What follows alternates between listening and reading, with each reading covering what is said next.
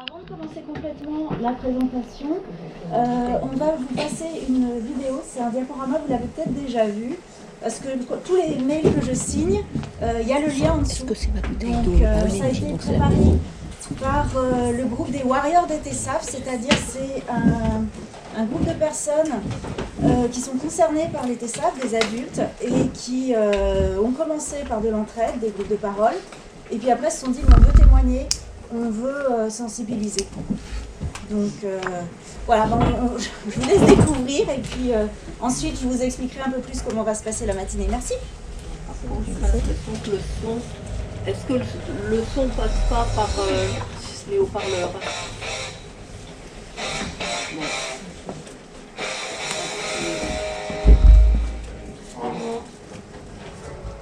Là, vous allez avoir que le son de l'ordi. Avoir le TCAF, c'est avoir des troubles du spectre de l'alcoolisation pénale. Parfois, ça se voit dès la naissance. Et dans le cas le plus rare, des SAF complets avec des signes physiques. Une malformation pas toujours repérée. Souvent, ce sont là. Parce qu'on a du mal à gérer nos émotions. Qu'à l'école, on a des troubles des apprentissages. Ou des troubles de comportement. Dès l'enfance ou à l'adolescence. On épuise notre entourage. On a une mauvaise estime de soi. On est mal compris, malheureux. Et on ne comprend pas pourquoi on n'y arrive pas. C'est un TND, trouble du neurodéveloppement, souvent invisible. Ça nous se diagnostique parce que notre syndrome est peu connu. Et avec trop peu de professionnels capables de le repérer et diagnostiquer. Il est dû à une exposition prénatale à l'alcool. Soit parce qu'avant notre conception, nos parents ont trop bu. Qu'ils évitèrent la fête. Qu'ils n'étaient pas informés. Qu'ils n'avaient pas prévu notre venue. Qu'il n'allait pas bien. Ou alors soit parce que pendant les grossesses. Notre maman a su tard qu'elle était enceinte. Ou elle savait pas que c'était dangereux. Elle a eu des moments difficiles à cette période. Et parfois, elle était malade de l'alcool. Ne les jugez pas. Est-ce que vous saviez tout cela? Aux symptômes dépendent du moment et du niveau d'alcoolisation. Alors parfois on vit avec nos parents biologiques. Oh, on vit en famille d'accueil. Ou au foyer. Ou alors on était adopté. Parfois, c'est chaotique et c'est une succession de tout ça. On a besoin de suivi, de temps, De la protection. Et d'éducation. À cause de notre maturité Et de nos vulnérabilités. On a du mal avec le temps. La gestion, de l'organisation, parfois la propriété. l'argent, le consentement, l'hygiène. les conséquences. On peut avoir une propension à l'addiction. Il faut nous aider et expliquer. C'est un spectre. Parce qu'on ne se ressemble pas tous. Certains sont en classe IME. Ulysse. Suivi dès la naissance. Et pour d'autres, on compense avec des aménagements. Beaucoup d'efforts d'adaptation. De frustration. Tout. On fait des études, même longues. On essaie de vivre avec les autres, parfois décalés. On ne veut plus être stigmatisé ou ignoré. On veut recevoir de l'aide, des professionnels formés Pour éviter les galères. et pouvoir développer nos forces, gentillesse, courage, curiosité, créativité.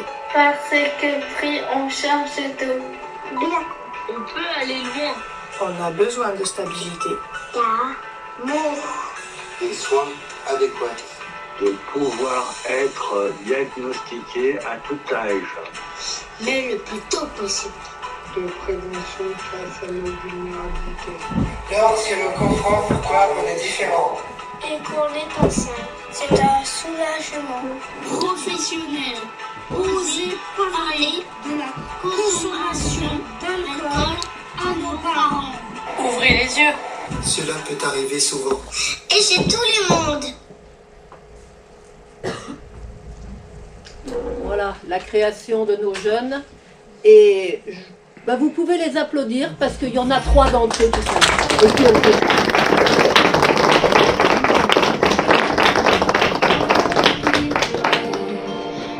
Et ils en ont un autre en préparation, enfin, qui est prêt, qu'on pourra... si à la fin de mes mails, vous avez le lien sur YouTube, notre chaîne YouTube, et il y a celui-là, il y a le nouveau d'aujourd'hui, et puis il y en aura un prêt dans 2 semaines. Pour la petite histoire, je vous laisse le temps, parce qu'en général, il y a beaucoup d'émotions après, parce que d'avoir tous ces témoignages, voilà. La plus jeune, elle a 4 ans. La plus âgée, elle a 72 ans. Celle qui a 72 ans, ça fait 2 ans seulement qu'elle a compris ce qu'elle avait. Et en fait, ce qu'ils ont en commun, c'est de vouloir témoigner pour que les professionnels en face ne les jugent pas et puis sachent s'y prendre le mieux. Donc c'est pour ça que nous, on fait des choses, on fait des projets pour que, en particulier ces sensibilisations, c'est super important. Et jusqu'à présent, en fait, on faisait séparément. Là, on vous a réunis pour représenter toutes les structures aussi pour faire du lien. Parce qu'on a une association nationale et qu'on ne pourra pas rester dans chaque région. Donc voilà, c'est un peu pour vous expliquer l'esprit. On va peut-être commencer, il est l'heure. Ouais, on va commencer directement. Donc je vous laisserai vous présenter, mais il y a beaucoup de gens qui vous connaissent. Non. Donc pour vous expliquer la matinée de 9h à 10h, c'est le docteur Caroline Paris qui fera la présentation générale des TESAF, qu'est-ce que c'est que les TESAF. Ensuite on interviendra avec Catherine pour faire une partie témoignage. Il y aura la partie des questions-réponses et puis on vous expliquera aussi l'association et le projet Sentinelle Ressources. Et ensuite donc de 11h à midi, on se répartira, ici il y aura l'atelier 2 des clés pour agir que Catherine animera. À l'étage en haut, ça sera l'atelier 1 sur prévention et repérage dans la petite enfance. Et la salle en bas, c'est ça, Nassim, il est parti. Oui, la salle en bas, c'est moi qui animerai pour ados-adultes face à leur vulnérabilité. Voilà. Et donc là, on vous fera participer, chacun pourra, on prendra le temps de se connaître les uns les autres et de savoir comment mieux travailler ensemble pour aider. Je vous laisse la parole. Bonjour à tous, merci à Olga d'avoir organisé ça avec beaucoup de dynamisme et cette journée, et puis à tous les membres de l'association. Alors, donc moi je suis le docteur Caroline Paris, j'ai plusieurs casquettes et je suis ici avec quelques casquettes différentes. En fait, j'ai une formation en neuropédiatrie, je fais une activité avec des enfants handicapés moteurs, donc les AVC de l'enfant, tous les troubles moteurs de l'enfant. J'ai une casquette où je travaille au centre ressources autisme, je fais la neuropédiatrie des enfants autistes, et puis je fais un petit peu de troubles du neurodéveloppement pour aider mes collègues qui en font également. Voilà. Et donc c'est dans ce cadre-là que j'ai été sollicitée il y a déjà de nombreuses années par mon collègue le docteur David Germano qui travaille à l'hôpital Robert Debré à Paris et qui a mis en place lui depuis longtemps une consultation pour le SAF en partenariat avec la maternité, le service de psychiatrie et le centre d'addictologie, où effectivement il y a une prise en charge de l'enfant et de la femme et de la famille qui s'est organisée de longue date. Alors en fait il était sollicité par des familles qui venaient de toute la France et qui effectivement venaient consulter vers lui, et puis à l'occasion d'une rencontre entre neuropédiatres nationaux, il m'a demandé si je ne pouvais pas voir les enfants qui venaient de Franche-Comté. Ben, j'ai dit ben si, pas de souci. Donc c'est comme ça que j'ai commencé finalement à faire un petit peu de TESAF. Voilà. Alors il y a un petit peu d'historique. Alors le diaporama, c'est pas moi qui l'ai fait, c'est une autre personne qui travaille effectivement dans le TESAF. Donc je suis peut-être pas tout à fait bien calée dès le début. Il y a des choses, je suis peut-être pas tout à fait aussi à l'aise qu'elle, parce que finalement c'était avec le mérite d'avoir déjà un support, et j'ai rajouté des parties, quelques parties qui sont un peu plus dada à moi si on peut dire. Mais voilà, donc il ne faudra pas m'en vouloir si c'est pas tout à fait toujours fluide. Donc l'historique, finalement la toxicité de l'alcool elle est connue depuis longtemps. Attention le câble. Elle est connue depuis longtemps, mais il y avait d'ailleurs au 19e siècle, Pasteur disait que l'eau étant des fois un peu insalubre à l'époque, il valait mieux boire du vin finalement ou de l'alcool plutôt que de boire de l'eau, c'était plus hygiénique. Voilà. Et puis après, au XXe siècle, elle vous a mis la publicité pour les mamans qui allaitent et qui prennent de la bière, parce que effectivement, le houblon fait qu'on va sécréter un petit peu plus de lait. Et donc, c'était assez courant de proposer de l'alcool à ces mamans pour avoir un peu plus de lait et pouvoir mieux nourrir ses enfants. Et puis, il y a des régions où il y avait encore des pots de vin finalement sur la table à la cantine avec les enfants. Donc, ça s'est arrêté il n'y a pas si longtemps que ça. 162. Voilà, très bien. Et du coup, il y a eu une première thèse qui est passée complètement inaperçue par Jacqueline Rouquette, où effectivement, elle avait déjà repéré des petites particularités. En 68, c'est aussi une date importante, puisque finalement, pour la première fois, le syndrome d'alcoolisation fétale est décrit par le docteur Paul Lemoine à Nantes. Et puis après, il faut attendre quand même 73 où deux pédiatres américains, alors c'est toujours des Amériques que viennent souvent les bonnes nouvelles, les deux pédiatres américains qui décrivent à nouveau le syndrome, et là il y a un retentissement un peu plus important. Donc on voit que c'est un long parcours finalement de reconnaissance. Dans les dates importantes, alors un petit peu rapidement, il y a les docteurs Titan et Dehaene, alors dans le Nord-Pas-de-Calais qui ont été des pionniers pour la prise en charge de ces enfants. Donc c'est vrai que le Nord-Pas-de-Calais, il y a aussi à Lille, il y a les docteurs Lamblin. Donc il y a, alors lui il n'y est plus, mais il y a sa sœur qui reste et qui transmet la bonne nouvelle, parce que moi je l'ai eu aussi en formation. Donc il y a eu des gens un petit peu plus impliqués dans certains territoires français, parce qu'effectivement ils étaient un petit peu plus sensibilisés. Et du coup en 2006 seulement arrive l'obligation de mettre sur les bouteilles d'alcool que c'est de l'alcool et qu'il faut faire attention. En 2016, là, la bonne nouvelle, c'est la création du centre ressources TESAF à La Réunion et en Nouvelle-Aquitaine. Donc la Réunion, ça a été aussi un beau modèle finalement pour accompagner ces familles, parce que c'est quand même des régions où l'alcoolisation est assez endémique. Alors on retrouve ça aussi en Bretagne, où les gens consomment beaucoup, dans le nord de la France aussi. C'est aussi pour ça que ça a été des régions un peu pionnières par rapport à ces problématiques, parce qu'on avait des familles entières d'enfants qui étaient atteints avec le syndrome d'alcoolisation fétale. Et du coup, je me rappelle d'une formation que j'avais eue quand j'ai été formée en neuropédiatrie, où il y avait justement ce modèle qui était déjà très développé à La Réunion, et on voyait que sur une famille de 8, le 8e, on avait réussi à protéger la maman, on avait réussi à faire du travail sur finalement son alcoolisation, et le 8e, il n'était pas atteint. Donc on voyait bien, ils avaient les photos de tous les enfants, et le 8e, il ne ressemblait pas tout à fait aux autres. Voilà, donc c'était quand même une victoire, ils avaient quand même eu 8 enfants, et c'était que le 8e où ils avaient réussi. Donc ça m'avait un peu marqué quand même ces familles qui étaient quand même marquées avec ces difficultés très récurrentes. Donc ça c'est 2016, et puis 2018, on commence à parler du TESAF finalement dans les troubles du neurodéveloppement. Donc le neurodéveloppement, c'est pas quelque chose de tout à fait récent, puisqu'on commence à en parler depuis 2013 dans le DCM-5, qui est le manuel des troubles mentaux, où on décrit finalement les difficultés de développement et qu'on commence à avoir cet acronyme, le TND. Donc c'est 2013 dans le DSM-5, c'est 2018 dans la CIM-11, qui sont nos classifications de maladies. Et puis finalement, la première stratégie qui commence à en parler, c'est 2018, la stratégie pour l'autisme. Et cette fois-ci, on parle de l'autisme et de l'autisme au sein des troubles du neurodéveloppement. Et puis là, la dernière stratégie, 2023-2027, elle parle encore un petit peu plus des TND. Donc on parle de l'autisme et de tous les TND. Et si je puis me permettre, oui, sauf sûr. Des TESAF, alors oui, on n'est même pas mentionné dans le corps du texte, on n'apparaît que dans une note de bas de page. Je le dis toujours parce que ça m'agace. Oui. Et du coup, il y a aussi des gens qui portent cette parole. Il y a eu l'expertise INSERM qui a été faite, où il y a un chapitre entier qui est dédié effectivement aux troubles du syndrome d'alcoolisation fétale. Mais voilà, c'est vrai que ça commence un petit peu à apparaître, et puis on ne sait pas le repérer, on ne sait pas quoi en faire. Donc c'est un peu compliqué effectivement, mais en mettant des petits cailloux, on va y arriver. Voilà, on voit que c'est déjà un long chemin depuis de nombreuses années.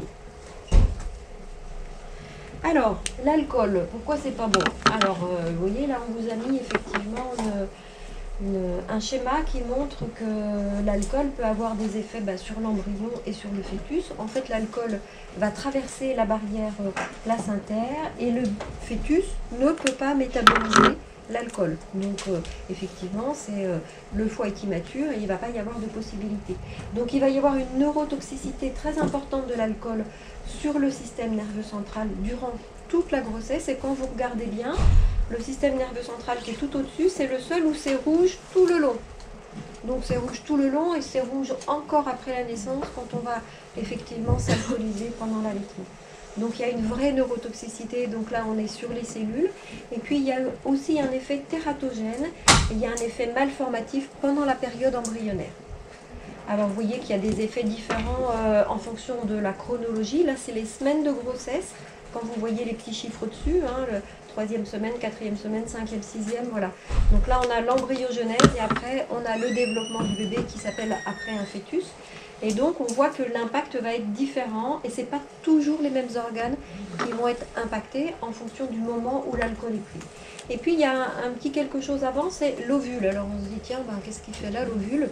Parce que quand même, alors je vais vous expliquer pourquoi on a mis l'ovule. En fait, on sait maintenant que l'alcool, c'est pas bon non plus en préconceptionnel. Donc là, ça va intéresser la consommation de maman, mais aussi de papa. Vous avez aussi la préimplantation, donc avant que finalement l'œuf s'implante, là aussi, la consommation de papa et de maman va être impactée.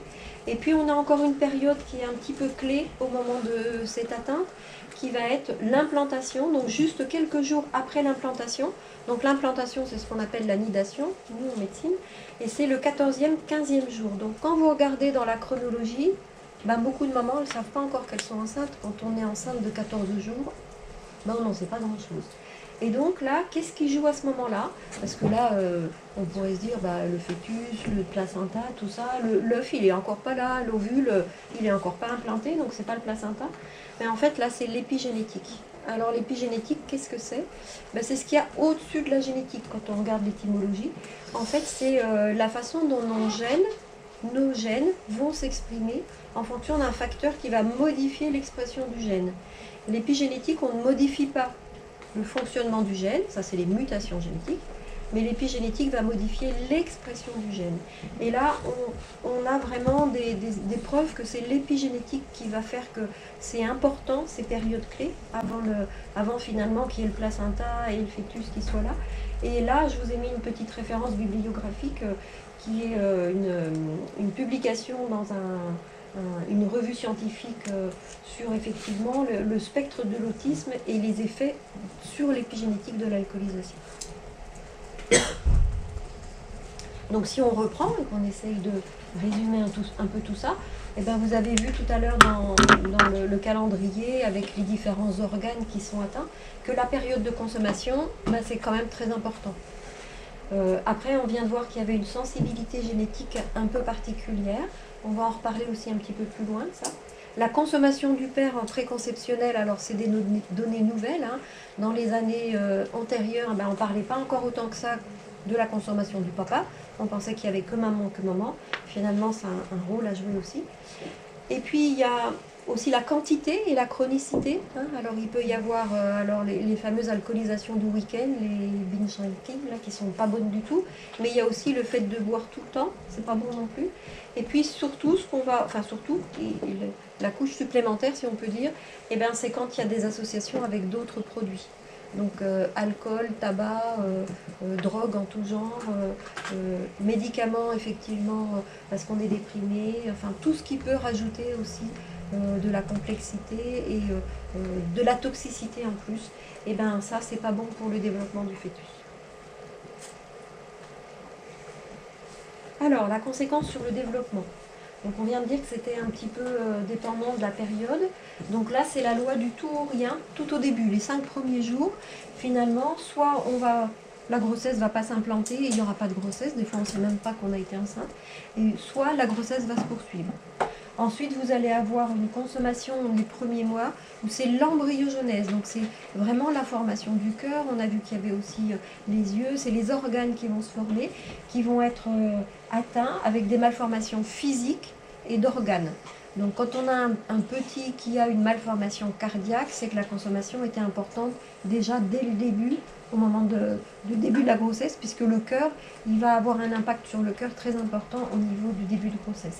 Et puis jusqu'à terme, finalement, l'alcool va modifier les structures cérébrales et le fonctionnement, et il y a certaines structures anatomiques dans le cerveau qui vont être un petit peu plus sensibles et qui vont avoir des malformations qui vont se répercuter finalement sur le développement et le fonctionnement de la personne une fois qu'il est né.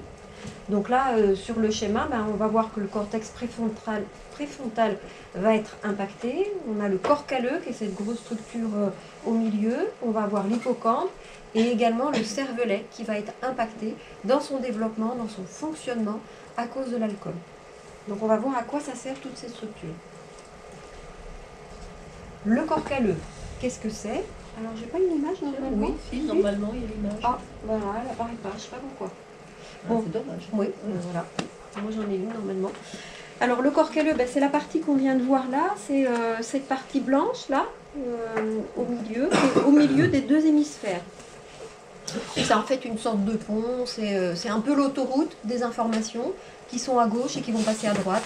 Et ça passe d'un côté et de l'autre.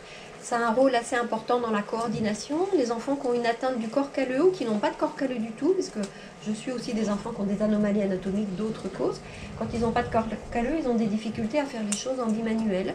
Donc il y a des vraies atteintes sur la motricité liées au corps calleux qui fait que on va avoir du mal à faire les choses avec les deux mains en même temps. On va avoir une main qui fait puis l'autre qui ne peut pas faire en même temps. Voilà, c'est très compliqué la motricité à ce moment-là. Et puis il va y avoir aussi des réactions qui vont être un petit peu retardées parce que l'autoroute qui fait passer tout de gauche à droite, il ne marche pas bien, il n'est pas tout à fait bien construit, comme je dis aux parents. Et puis il va y avoir des informations qui vont mal transiter d'un côté à l'autre, donc qui peut entraîner des réactions inappropriées de l'enfant ou de l'adulte, parce qu'effectivement, ces structures, elle n'a pas tout à fait la taille qu'il faut.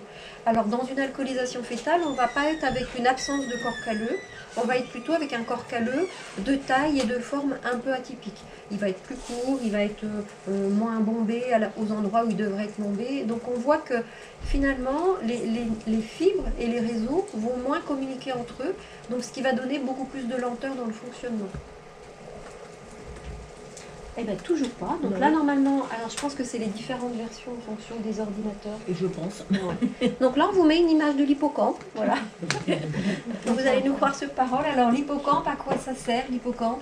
Eh bien, c'est une zone qui est assez importante, qui va réguler un petit peu aussi le comportement, la motivation, la libido, l'humeur, la douleur. Ça va passer par l'hippocampe.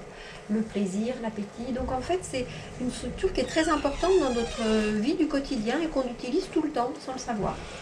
Donc c'est situé dans le lobe temporal, au niveau du cerveau, et ça va jouer un rôle majeur dans l'apprentissage et dans la mémorisation. Alors sur la mémorisation, quand on a un hippocampe qui marche bien, ça permet de récupérer les informations qu'on a stockées. Parce que des fois, quand on fait passer les bilans neuropsychologiques aux enfants, on explique aux parents, en fait, la boîte de mémoire, elle marche, elle est là, mais en fait, il n'a pas la récupération. C'est là, c'est stocké, mais il ne peut pas aller chercher ce qui est stocké. Et donc là, l'hippocampe, quand elle dysfonctionne, eh bien, ça va être difficile au niveau de la mémorisation. Alors ça va être sur la mémoire des faits, des événements, mais également aussi la mémoire spatiale. Donc ça peut être les itinéraires, et puis le spatial, eh bien, quand on est à l'école, eh bien, c'est les mathématiques. Et là, ça rame en mathématiques, et ils n'y arrivent pas. C'est vraiment compliqué. Donc on voit que cette hippocampe, quand elle s'est mal formée, parce qu'il y a eu de l'alcool au moment de la formation de l'hippocampe, eh ben, il va y avoir des troubles de comportement, des troubles de mémorisation. On va bien voir que l'enfant, il n'arrive pas à imprimer, comme on dit, ça va être compliqué. Et donc ça, on va en avoir besoin dans tous nos apprentissages, mais également dans le quotidien. Quand on n'a plus de mémoire dans le quotidien, ben, c'est un peu compliqué parce qu'on ne se rappelle plus, tiens, ben, quel chemin je prends pour aller là? Ah oui, tu m'as dit qu'il fallait aller là. Donc on a l'impression de devoir répéter, rabâcher souvent les mêmes choses. Les parents disent, mais je suis tout le temps en train de lui redire, alors je lui ai déjà dit 10 fois. Et en fait, c'est compliqué. Et ça, c'est parce que l'hippocampe, elle ne va pas bien. Donc là, pareil, vous allez me croire sur parole.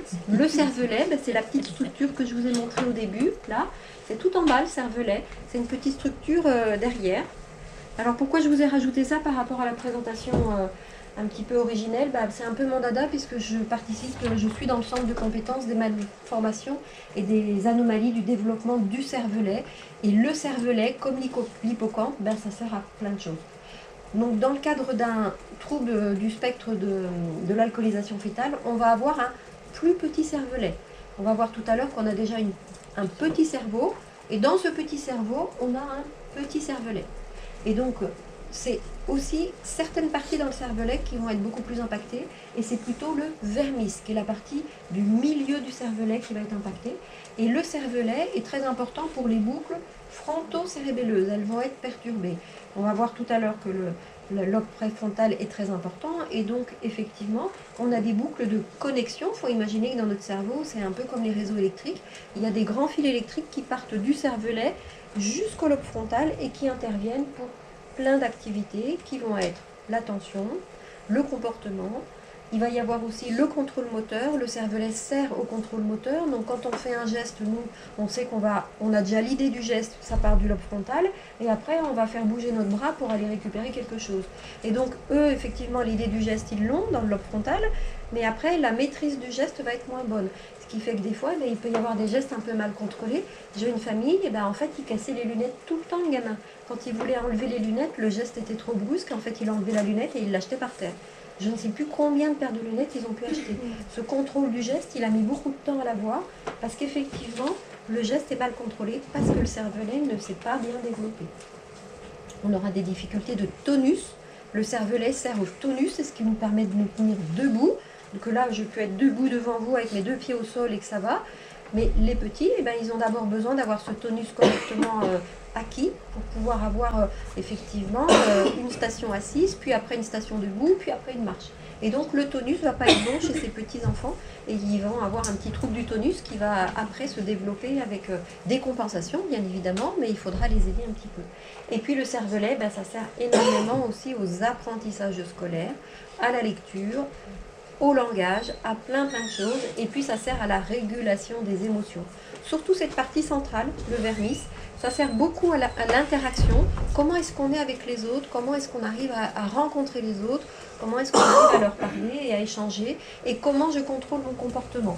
Moi, quand je vois un enfant qui a une anomalie génétique dans son cervelet et qui n'a pas de vermis, il a beaucoup de mal à contrôler son comportement. Et donc, effectivement, parce que ce vermis, il sert à ça, il sert à réguler nos émotions, notre comportement. Et ils vont faire des colères, ils vont passer finalement de je suis calme, et puis tout d'un coup, hop, je m'énerve tout de suite, et puis après ça redescend. Et après, je suis calme, et hop, ça m'énerve, et je redescends. Et donc, ça donne ces espèces de montagnes russes au niveau des émotions. Et ça, c'est le cervelet qui dysfonctionne. Et c'est pas parce qu'il a été mal élevé. Donc là, il n'y a plus rien du tout. On peut faire un nœud. On peut espérer que ça soit. Oui, voilà. Donc le corps calleux, vous le voyez. Il est là. Donc c'est la partie vraiment blanche au milieu. C'est cette partie. Alors, je vois une petite flèche. Non, voilà. Normalement, c'est vendu avec. Voilà. Cette partie-là, c'est ça le corps calleux. Là, c'est l'hippocampe qui a été matérialisé. Et là, c'est le cervelet. Alors, j'ai été un peu méchante, je vous ai mis un cervelet malade d'une maladie génétique. Mais c'est que pour que vous compreniez qu'il est tout petit, là. C'est cette partie-là qui est toute petite. Et donc, dans le cadre d'un TESAF, il n'est pas si petit que ça. Et donc, je vais vous montrer. Voilà, c'est la présentation.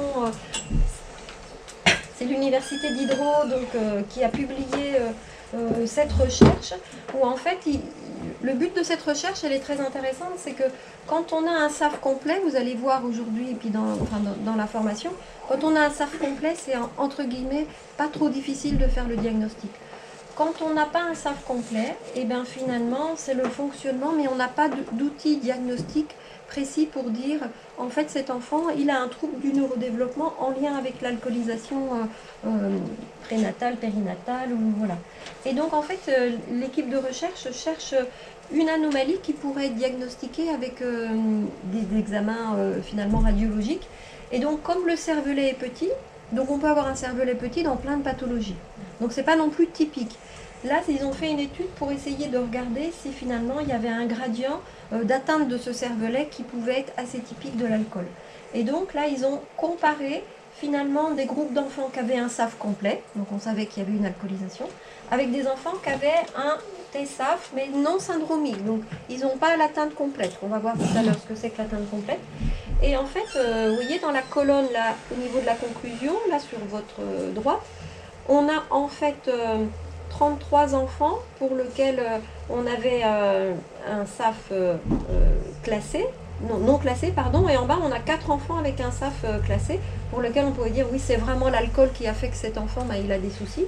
Et en fait quand ils ont fait ces analyses de gradients, de taille et des parties dans le cervelet qui sont finalement plus petites, eh ben on a récupéré un certain nombre d'enfants. Donc on arrive à avoir 24% en plus d'enfants pour lesquels on sait que c'est l'alcool qui a causé l'anomalie du cervelet. Donc ça pourrait être finalement une façon de confirmer que tous les troubles présentés par l'enfant sont en lien avec l'anomalie liée à l'alcool. Donc c'est de la recherche, vous voyez, c'est publié dans Human Brain Mapping.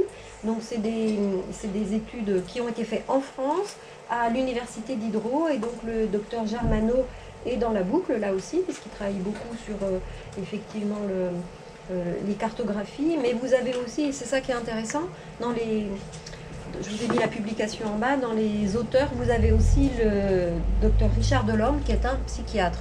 Parce qu'on va voir tout à l'heure que des fois, on arrive à rentrer dans le diagnostic par la psychiatrie, parce que finalement, c'est un enfant qui va avoir des difficultés psychiques pour lesquelles il va y avoir besoin de solliciter les psychiatres. Et là, il y a un partenariat très intéressant pour essayer de montrer qu'effectivement, les anomalies anatomiques sont aussi responsables des troubles psychiatriques.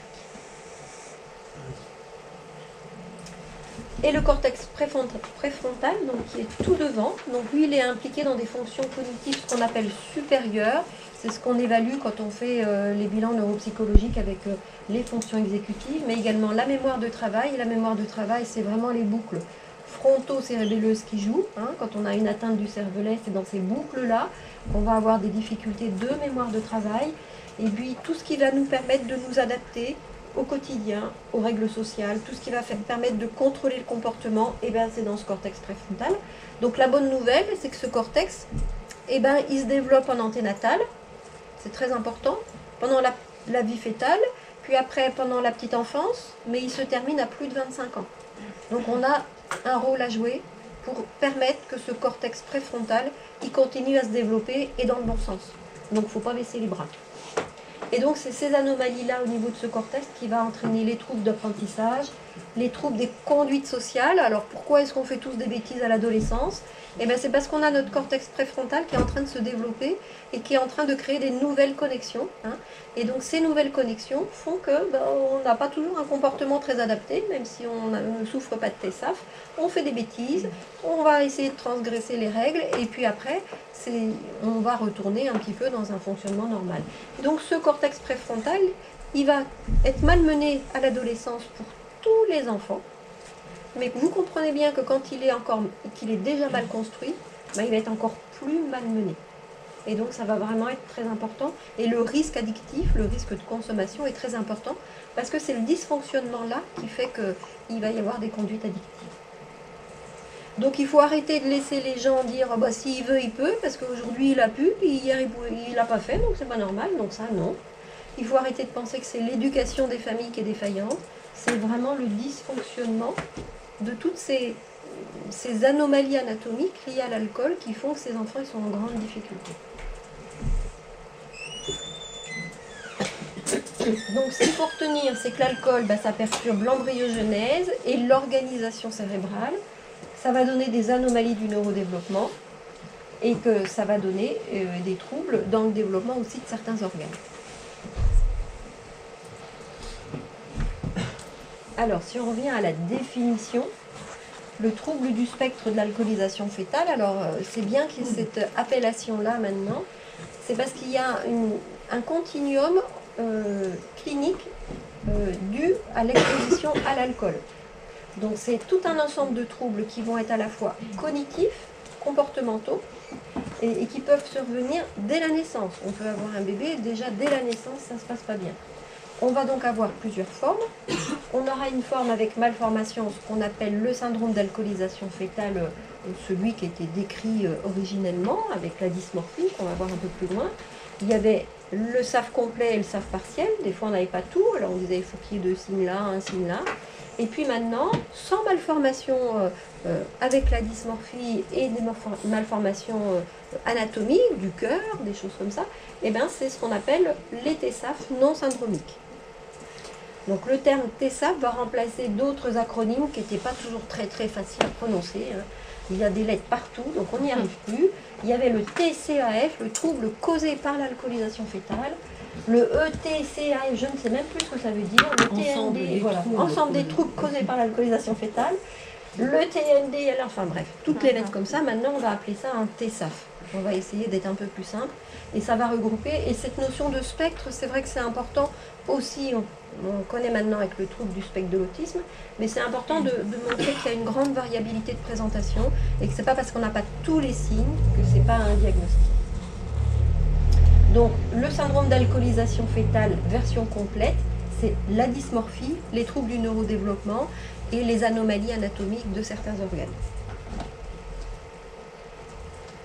Donc avec cette nouvelle appellation, il faut quand même bien reconnaître que le TSAF, c'est un enjeu majeur de santé publique.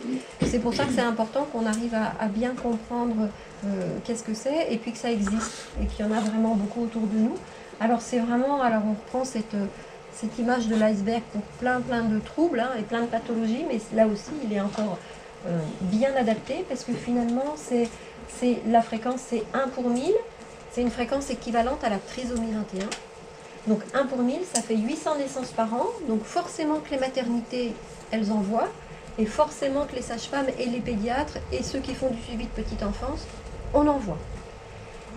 Et après, quand on regarde un petit peu plus en détail, 1 sur 100, c'est la fréquence des TSAF, donc ce trouble du spectre de l'alcoolisation fœtale, donc sans syndrome, donc sans anomalie anatomique, donc non syndromique, pardon, sans anomalie anatomique et sans la dysmorphie. Là, on est sur la fréquence de l'autisme. Donc l'autisme, on en voit beaucoup. Les TSAF aussi, on en voit forcément beaucoup. Et là, du coup, on va passer à côté et ça fait 8000 naissances par an. Donc là encore, vous voyez, on en voit forcément. Et alors, les fausses couches dues à l'alcool, là, c'est encore plus important, mais on les connaît pas. C'est donc la première cause de déficit cognitif non génétique totalement évitable. C'est pour ça que c'est vraiment important de faire de la prévention.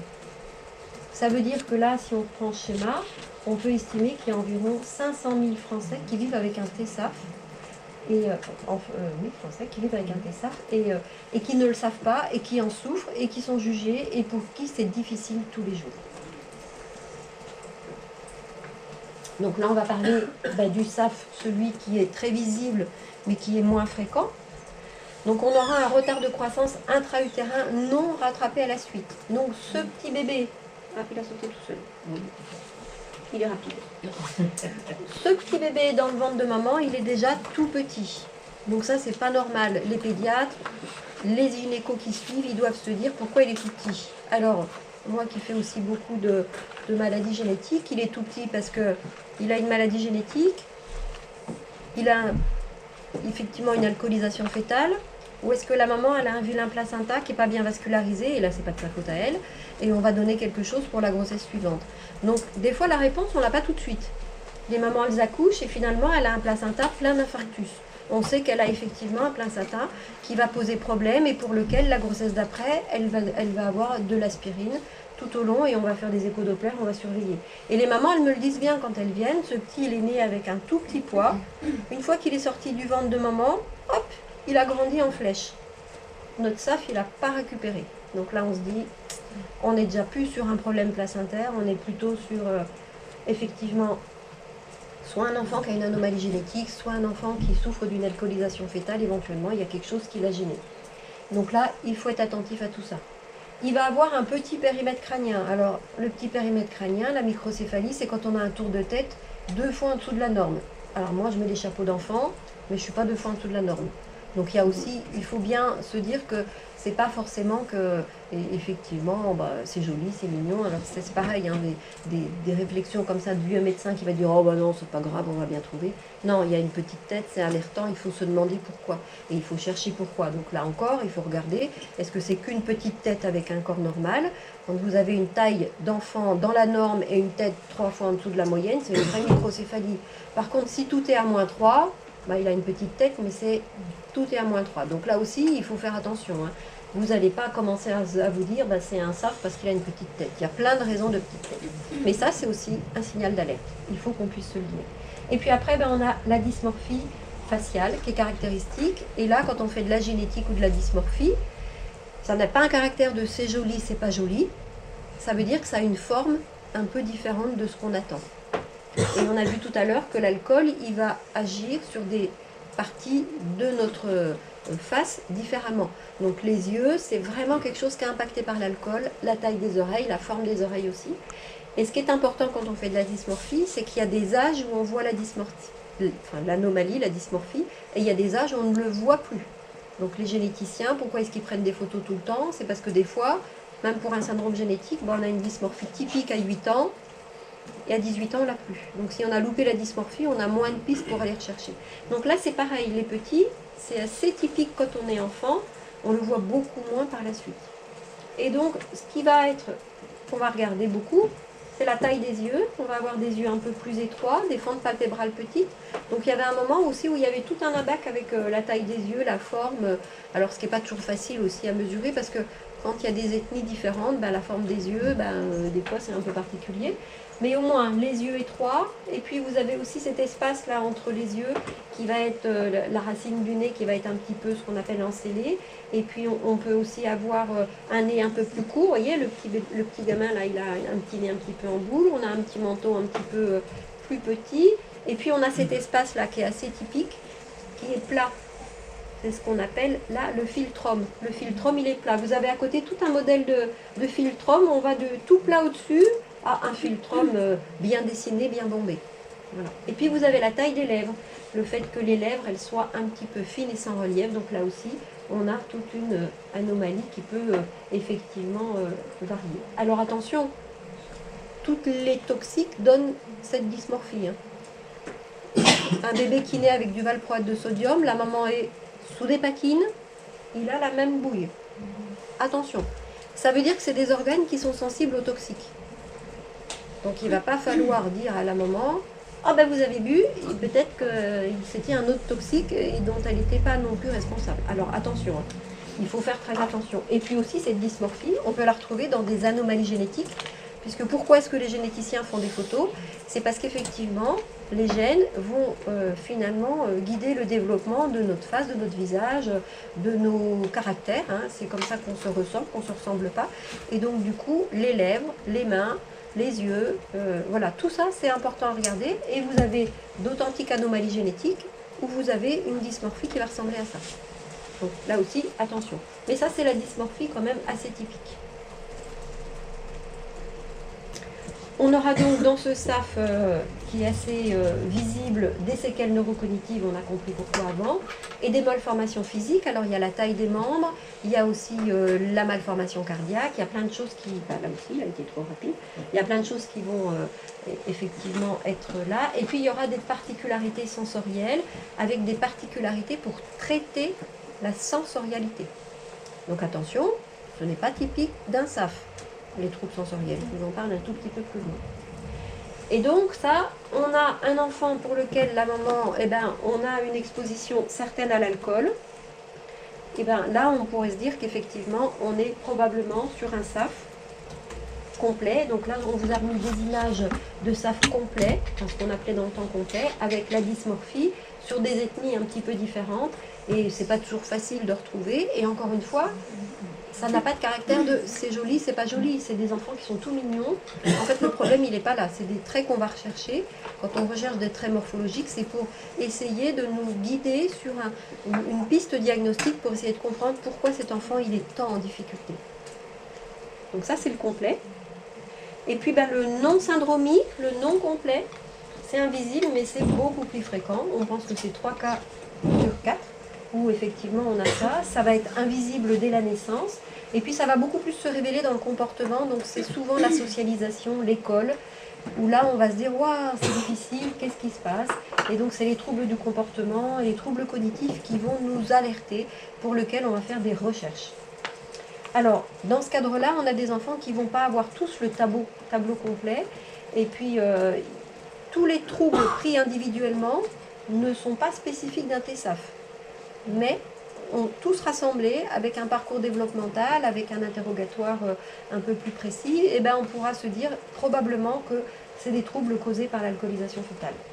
Donc c'est pour ça que le repérage et la prise en charge va être importante, et plus c'est tardif, plus on aggrave les troubles. Je vous ai dit que la bonne nouvelle, c'est que ce lobe-là, il se développe jusqu'à plus de 25 ans, donc on peut encore jouer avec la rééducation, et il faut y croire. Donc en résumé, on aura des troubles de la tonicité, de l'acquisition, de la coordination. Là, c'est plutôt un peu le cervelet qui va jouer là-dedans avec les boucles fronto-cérébelleuses. Il va avoir du mal à coordonner les mouvements.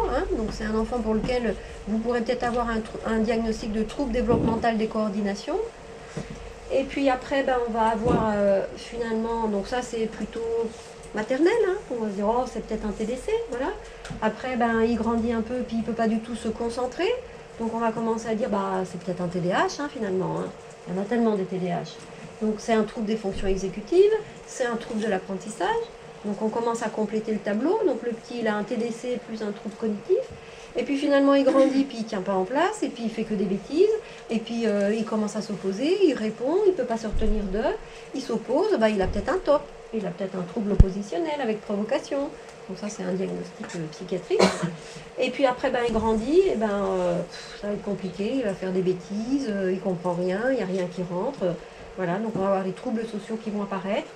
Et puis là, ils peuvent avoir tout ça, et puis on ne sait pas d'où ça vient. Et puis quand on creuse, peut-être qu'on peut arriver. Et quand vous avez cette association de tous ces troubles, donc on peut rajouter aussi là-dedans les troubles du langage, dont on va parler un peu plus loin.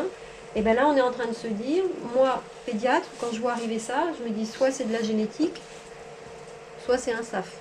C'est trop complet, il y a trop de troubles associés. Donc effectivement, il faut se creuser un petit peu. Et si en plus il y a une malformation cardiaque, si en plus on découvre un souffle systolique ou quelque chose comme ça, l'auscultation, eh ben on peut se dire quand même il y a pas mal de choses. À l'âge adulte, là on va voir apparaître les surhandicaps, parce qu'il y a souvent une interruption de la scolarisation, parce que c'est tellement compliqué que effectivement, des fois ils baissent les bras, puis les parents aussi ils baissent les bras avec, parce qu'ils n'en peuvent plus de les porter à bout de bras.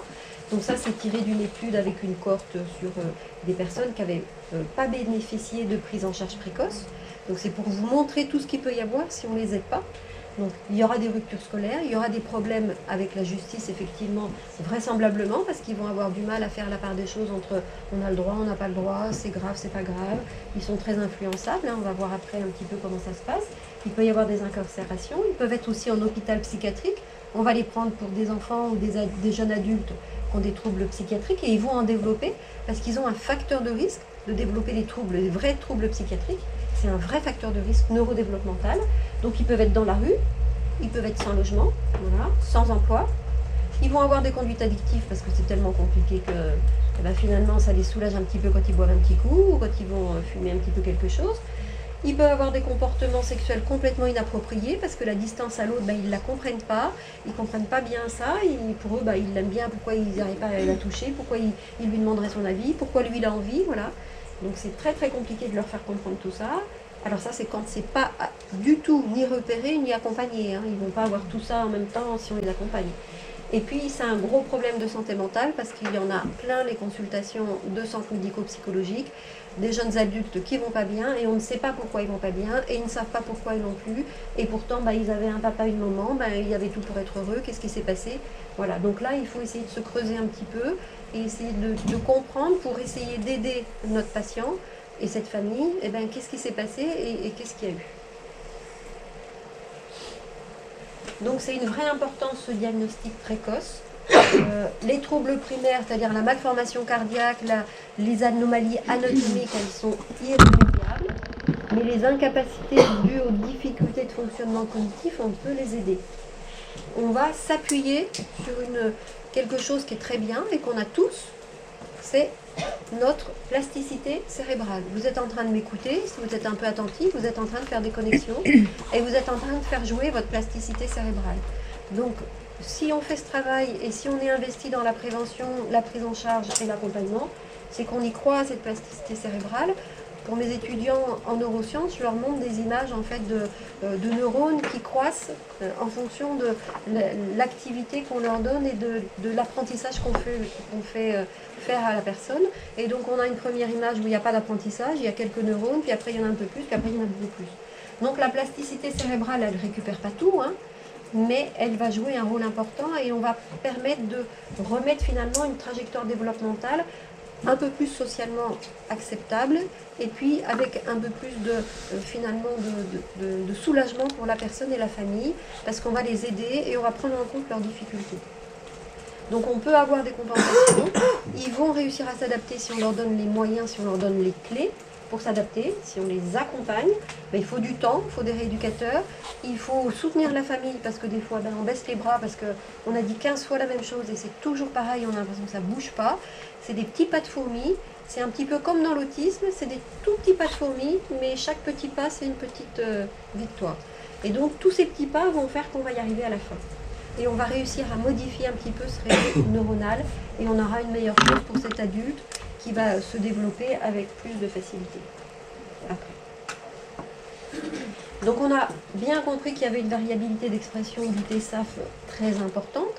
Ça va dépendre de finalement l'exposition prénatale, la quantité d'alcool de la maman, à quel moment elle a bu, et du papa aussi, à quel moment elle a bu.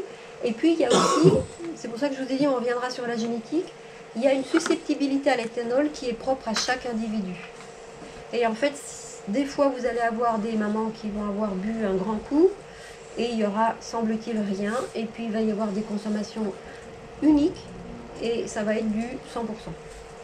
Donc, c'est important de retenir le message, c'est zéro alcool. L'âge maternel joue également sur cette susceptibilité individuelle, le statut nutritionnel de la maman, ça c'est très important, et son niveau socio-économique. C'est pas l'alcool qu'elle boit, c'est pas la bière ou la vodka, on s'en fiche un peu. C'est tous ces éléments-là qui vont faire qu'il va y avoir une variabilité et qu'on ne peut pas donner finalement une quantité, on ne peut pas dire oh ben, un petit verre ça va aller.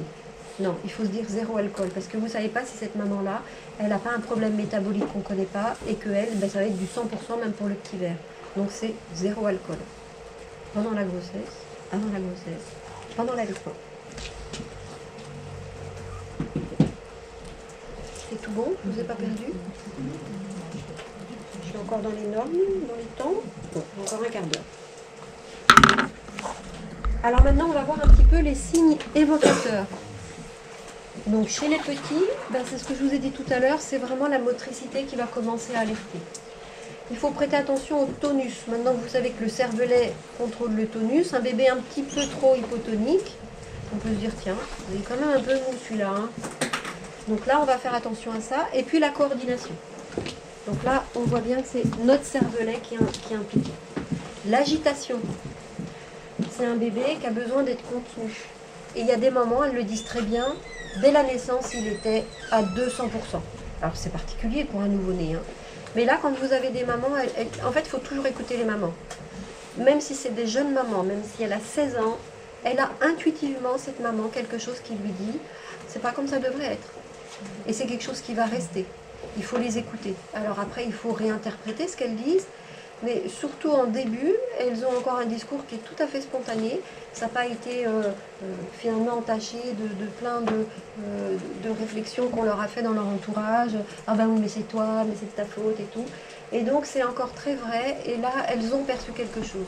Et même quand on leur demande 10 ans plus tard, elles disent, des fois il y a des moments où elles disent, j'ai tout de suite vu qu'il y avait quelque chose qui n'allait pas. Elles ne peuvent pas dire quoi, mais elles le sentent très instinctivement au fond d'elles-mêmes. Donc l'agitation, pas bon.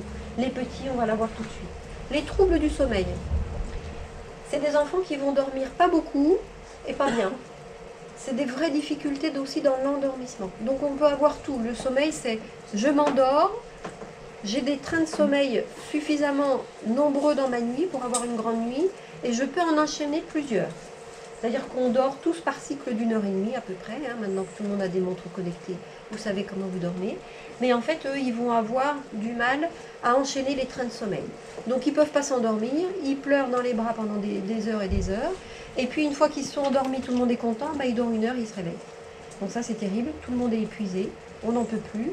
C'est aussi là qu'on commence à avoir des troubles chez la maman et chez le papa parce qu'effectivement personne ne dort et comme je dis il faut que tout le monde dorme. Donc bah, des fois on prend le bébé dans le lit et puis tout le monde dort avec le bébé mais il faut bien que tout le monde dorme. Donc il y a un moment il faut que tout le monde dorme puis après on fait le point. Donc ce trouble du sommeil qui est assez typique des troubles du neurodéveloppement et de tous les troubles du neurodéveloppement, et ben vous allez le retrouver. Donc là on est sur des signes très aspécifiques mais sur des signes qui vont être présents. Le trouble d'oralité, c'est des petits mangeurs, alors déjà que c'est des petits bois souvent. C'est des petits mangeurs, ils vont avoir un réflexe nauséeux très développé, c'est quand on met la cuillère dans la bouche, oh, tout de suite il va avoir envie de vomir. Et ils ont aussi une hypotonie buccale, donc en fait c'est compliqué, là, tout ce qui se passe dans la bouche c'est compliqué. Et en plus, là-dessus vous rajoutez des fois de la sensorialité, donc il n'y a rien qui va. Donc ils ne vont pas manger bien, ils vont y arriver au bout d'un moment, mais ça va être compliqué, donc on est un petit peu inquiet pendant que c'est le repas, et tout le monde s'énerve, et en plus il bouge tout le temps, et il n'arrive pas à attraper la cuillère, il la met partout, donc on est en train de mettre des couches là. Vous voyez que c'est un enfant qui est bien en difficulté. Après on a le trouble du comportement. C'est un petit qui va beaucoup pleurer, qui va faire beaucoup de colère, il tombe par terre, il pleure, vous lui retirez quelque chose, vous lui dites non, il pleure, il ne veut pas aller se coucher, il pleure tout le temps. Et puis en plus on ne sait pas pourquoi il pleure, et puis il passe vraiment du rire aux larmes. Il a presque 3 ans, donc il court partout. Là, on est sur cette hyper réactivité importante. C'est-à-dire que dès qu'il y a un bruit, il va crier, il va avoir peur, il ne va pas aimer la lumière, il ne va pas aimer qu'on le touche, ou au contraire, il va être collé à vous, il va être tout le temps en train de vous toucher. On voit que là, c'est compliqué aussi pour la sensorialité. Et puis, chez le petit, entre 0 et 3 ans, on aura des fois aussi la morphologie particulière du sac. On grandit un petit peu, on a entre 3 et 6 ans, et ben là, quand c'est difficile à l'école, on est maladroit. Alors quand on commence à vous dire, c'est un vrai Pierre Richard, tout le monde a compris ce que ça veut dire. Il tombe tout le temps, il fait tout tomber, il ne coordonne pas, il casse tout, et puis à l'école, il a du mal à écrire, il a du mal à prendre le crayon. Il est très agité, il ne tient pas en place. Pendant les repas, c'est très, très, très difficile, et il ne peut pas s'empêcher de crier. Ça, c'est vraiment les enfants qui ne peuvent pas contrôler. Alors, ce n'est pas typique d'un TSAF, mais ils ne peuvent pas s'empêcher. C'est le contrôle, c'est vraiment le lobe frontal. Et écrit. Les troubles du sommeil, ils sont toujours là. Les troubles du comportement alimentaire, on est passé d'un petit mangeur qui ne voulait pas manger à un enfant qui mange à toute vitesse, ou alors qui mange trop lentement, ou alors qui ne veut pas goûter la nourriture, ou qui enfourne tout dans la bouche parce qu'il cherche des sensations dans sa bouche. Voilà, l'alimentation, elle n'est pas simple. Les troubles de comportement, les colères sont de plus en plus importantes, et puis il grandit, donc ça devient un petit peu plus violent, effectivement, à voir, et la frustration, c'est très difficile. La communication, 3 à 6 ans, normalement, ça parle bien un enfant à cet âge-là. Eh ben, on va avoir des troubles du langage, très importants, qui peuvent être présents.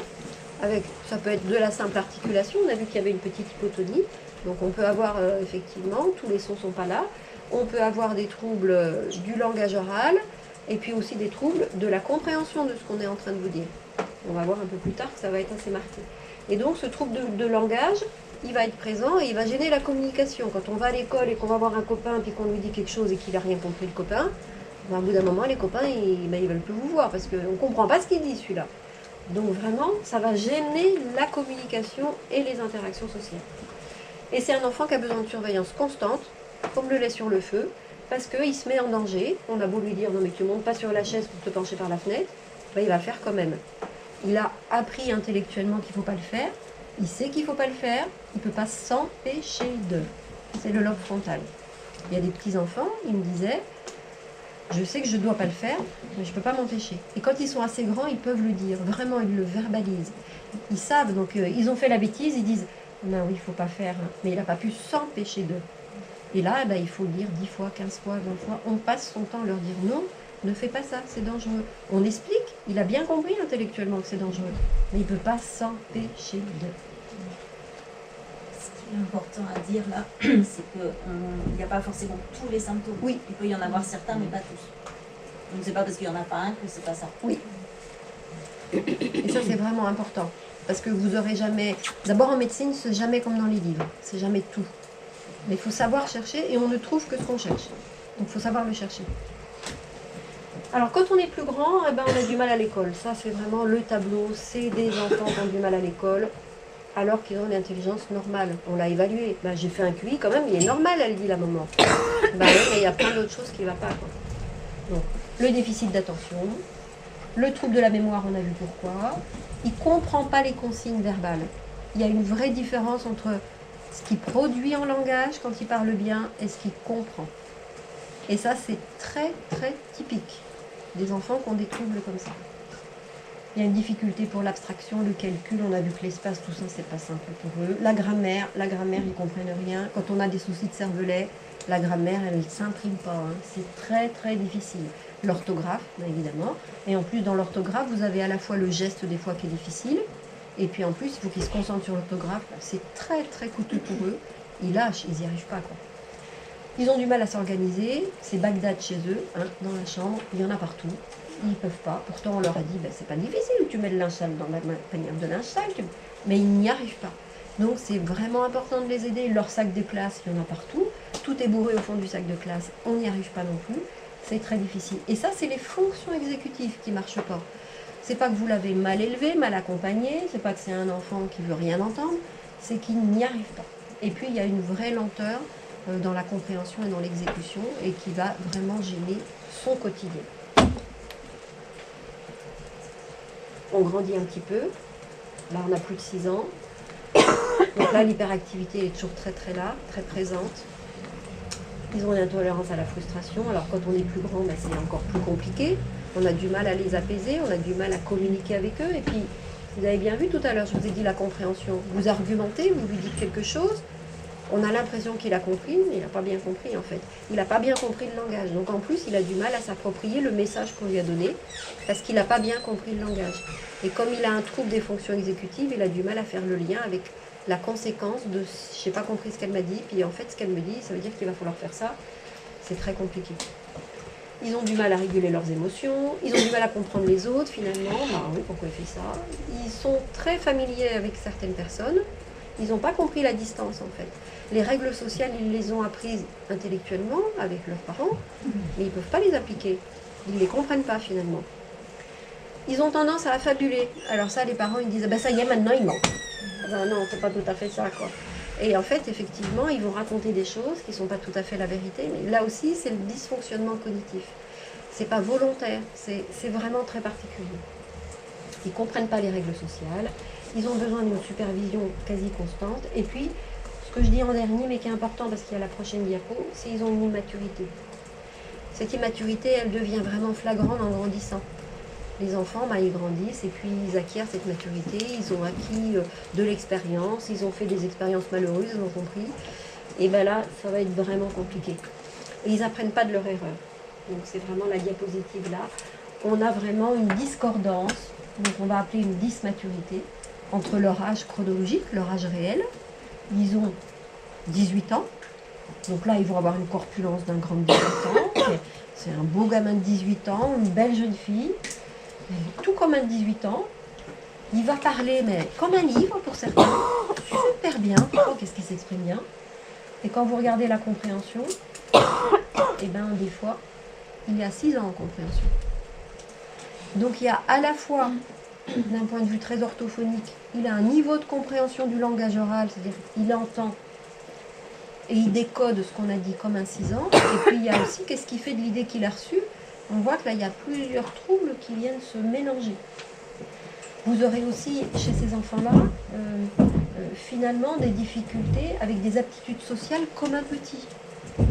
Quand on a 18 ans, on n'est pas collé aux autres, on joue pas... Ça, c'est quand on est dans la cour d'école et qu'on est petit.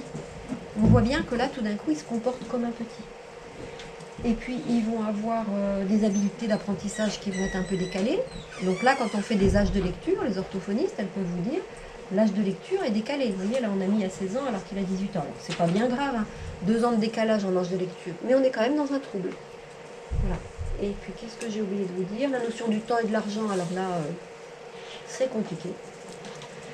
Voilà. Donc, on voit bien que c'est très hétérogène. Et cette hétérogénéité, c'est difficile à vivre pour la personne qui a ce trouble-là.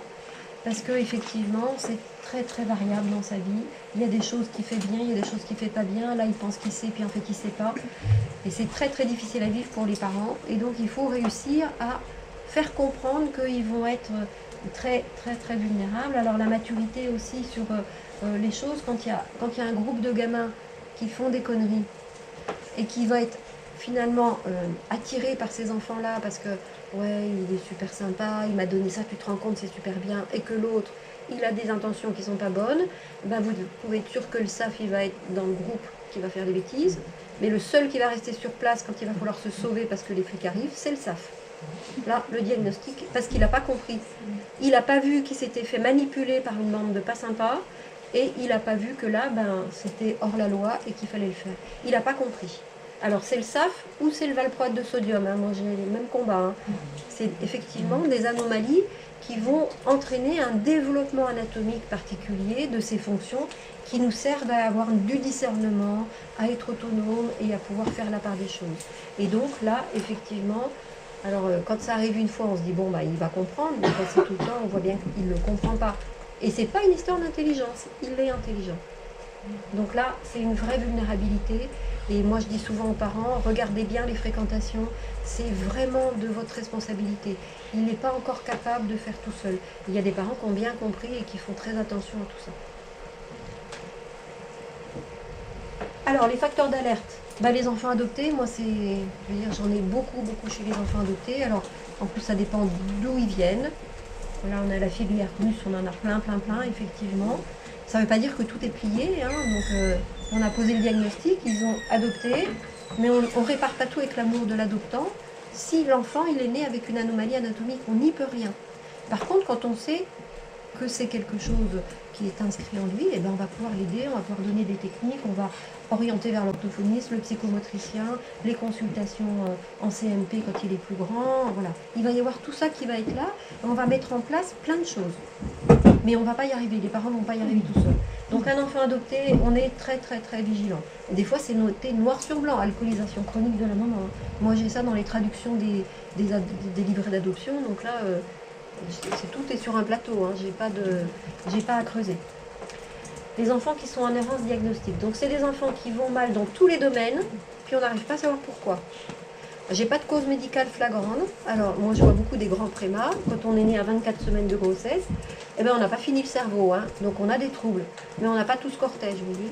Donc j'ai l'habitude de voir des enfants qui ont des troubles. Mais quand on a tout ce cortège de troubles, avec des âges d'apparition en fonction des fonctions qui se développent, on se dit, là, il y a quand même un peu quelque chose de sévère.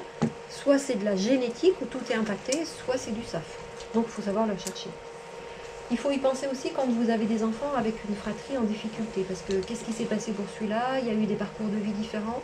Voilà, il faut savoir rechercher. Et les enfants placés, les enfants de l'ASE, donc là c'est terrible, on s'arrache les cheveux. Donc je pense qu'il y a des personnes de l'ASE ici, mais là il y en a plein à l'ASE, parce qu'effectivement, ils ont eu un parcours de vie, ils ont des parents qui ont un parcours de vie difficile, voilà. C'est vraiment compliqué. Et puis là on voit bien que ça se fait de génération en génération. Et puis là par contre, ben, on rame. Parce qu'on a zéro histoire. Moi, je les vois, j'ai des fois même pas un carnet de santé, je ne sais pas comment il est né, je ne sais pas s'il est prémat, je ne sais rien du tout. Et des fois, ils arrivent, ils sont en fin de parcours, ils vont très mal. Et ben, qu'est-ce que vous pouvez faire? Ben, je ne sais pas, il a quoi? C'est très compliqué. Donc, les enfants placés, il faut une vigilance extrême. Et vous voyez, là, les chiffres, on est 10 à 15 fois plus de TSAF et 10 fois plus de SAF chez les enfants placés. Aux États-Unis, pardon. Alors, les enfants avec TSAF, c'est des enfants vulnérables, ils ne vont pas être compris, on ne va pas comprendre comment ils fonctionnent, on va mal l'interpréter, c'est des risques de maltraitance aussi, ils ont des troubles de comportement, ça va se retourner contre eux, tout ça, les difficultés, et aussi contre leur famille.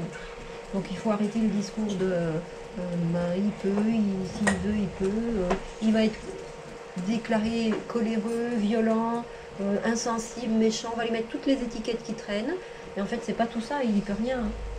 On va le traiter de menteur, on va le traiter de voleur, voilà. Donc tout ça, ça va être compliqué.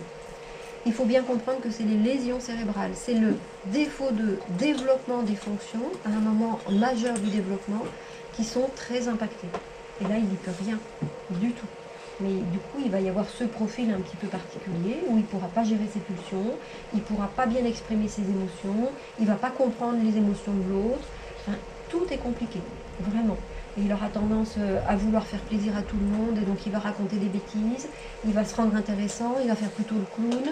C'est très compliqué et il a une faible compréhension finalement de la propriété des autres. On n'a pas le droit d'y aller parce que là c'est sa chambre par exemple, les frères et sœurs, c'est tu rentres pas dans ma chambre, donc ça va être des disputes encore plus importantes. Mais quand on est dans l'intrafamilial, ça va encore, mais quand on est à l'extérieur, oui, c'était ouvert, je suis rentrée. Voilà, ils vont pas. C'est comme ça qu'ils font des choses comme ça complètement hors la loi, parce que finalement il y a des notions très simples, basiques de vie sociale qu'ils n'arrivent pas à comprendre. En tant que victime comme en tant qu'auteur. C'est des choses importantes sur le consentement, c'est que même eux ne se rendent pas compte en fait qu'ils ne sont pas consentants. Et on va leur faire des choses et ils vont subir des choses. Donc c'est vraiment un facteur de risque de violence, de toutes sortes de violences. Donc quand ils sont pas reconnus, ça va être des familles plus vulnérables. C'est un parcours mais du combattant pour ces familles-là. Autant les familles adoptantes que les familles naturelles, c'est très compliqué. Et c'est des vraies souffrances au quotidien. Alors on va aussi accuser la famille, elle est trop fusionnelle, c'est la faute de la mère. Voilà. On va avoir tout ça. Tout ce cortège-là, on va l'avoir, comme dans beaucoup d'autres pathologies. C'est la mère qui est toxique, voilà, on va tout avoir. Voilà. Vous ne voulez pas qu'ils deviennent autonomes, c'est de votre faute à vous, alors qu'ils ont bien vu qu'il ne peut pas devenir autonome, et c'est pour ça qu'ils sont derrière et qu'ils soutiennent. Mais on va dire, c'est de votre faute, hein. Vous ne l'avez pas rendu autonome. Voilà. Donc tout ça, ils vont l'entendre, et ça va être très compliqué. Donc c'est vraiment intéressant d'entendre tout ce que ces parents ont à vous dire, parce qu'ils vont vous apporter tout sur un plateau, de leur souffrance malheureusement, mais de tout ce qui a pu être mal décodé, et qui veut dire ô combien cet enfant il est en souffrance et en difficulté. Donc maintenant, on a cette stratégie nationale qui permet maintenant, grâce aux plateformes de coordination et d'orientation, de repérer ces enfants. Donc le livret de repérage des moins de 7 ans, et là le 7-12 est sorti, existe, et en fait ils vont cocher ces enfants-là. Donc ils vont forcément arriver à la PCO. Ils vont cocher dans plein de domaines, et ils vont arriver à un moment donné avec des troubles multiples dans différents domaines. Vous voyez, le tout petit, il mange pas bien, il dort pas bien, il est agité, voilà. On va voir, ils vont cocher partout. Et si le SAF, l'alcoolisation de la maman est connue, il va cocher dans les facteurs de risque majeurs. Donc on a ce moyen-là de pouvoir les aider maintenant et les repérer.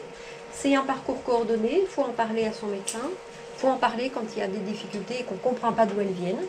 Il faut consulter le médecin qui permettra de faire le repérage. On fait un dossier à la PCO et après on adresse à la plateforme et ils vont effectivement évaluer le fonctionnement de l'enfant et après on cherchera éventuellement d'où ça vient, mais on évalue le fonctionnement et comment on l'aide, et ça c'est prioritaire. Parce que le d'où ça vient, ça pourra prendre des années. Mais le comment on l'aide tout de suite, ça c'est l'urgence. Et c'est ça qui est important.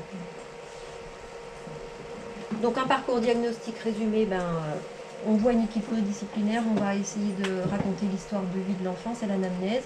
On fait des examens somatiques minimales pour voir si tout va bien. On fait faire de la génétique. Sur Robert Debré, il y a un hôpital de jour SAF où il y a toujours une batterie d'examens complets à faire, parce qu'un SAF peut mimer une maladie génétique, ou un SAF peut être présent en même temps qu'une maladie génétique. Donc il faut tout chercher. On fait un bilan neuropsychologique pour voir comment il fonctionne, mais on évalue aussi tout le reste du fonctionnement. On essaye de voir une consultation spécialisée. On essaye de connaître la consommation de la mère à cette période-là, si on peut, et du père. Et puis on va le mettre dans un parcours de soins avec un suivi complet. On n'oublie pas que le TSAF peut être lié à d'autres troubles du neurodéveloppement. Donc troubles du neurodéveloppement, c'est le même combat, c'est le cerveau qui ne s'est pas bien développé. On a des associations plus fréquentes de certains troubles du neurodéveloppement, dont TDAH, puisqu'ils en ont beaucoup. On aura des troubles d'apprentissage, des troubles oppositionnels avec provocation et des troubles des conduites. On peut aussi se dire que beaucoup d'enfants ont des diagnostics de TND maintenant, et que probablement dans ce diagnostic de TND, en fait, c'est aussi un TSAF. Alors, ils ont un vrai TND, les deux, mais l'origine, c'est peut-être pas celle qu'on pense. Alors, je vous ai fait un petit focus TSAF, TSA, parce que je travaille avec deux casquettes. C'est tous les deux des troubles du neurodéveloppement, donc la trajectoire développementale va être atypique.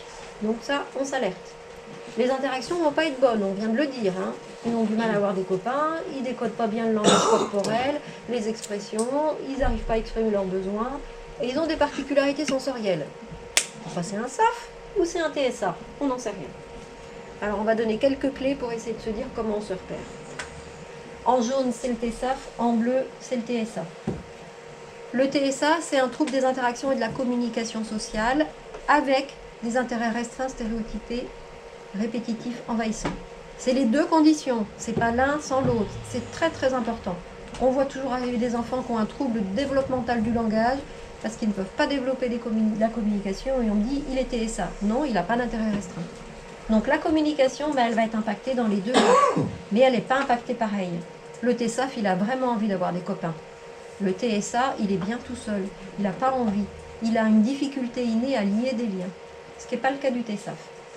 Le TSAF, il est hyper social. Non, pas le TSA, il aime bien être tout seul. Hein.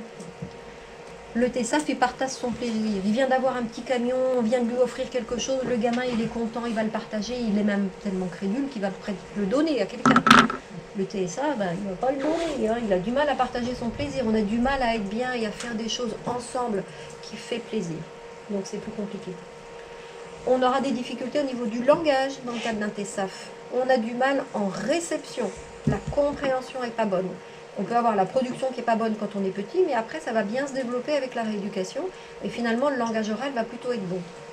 Dans un TSA, on peut avoir soit un langage hyper bon, soit des troubles du langage, soit pas verbal, et là la compréhension n'est pas bonne non plus. Non. Mais par contre, dans le langage du TSA, on a des particularités langagières très typiques que vous ne retrouverez pas dans un TSA. Mais tous les deux, ils ont un trouble de la compréhension. Le sens de l'humour, les TSAF, c'est plutôt le clown de la classe. Hein. Alors que le TSA, il ne comprend pas l'humour du tout, du tout. Voilà.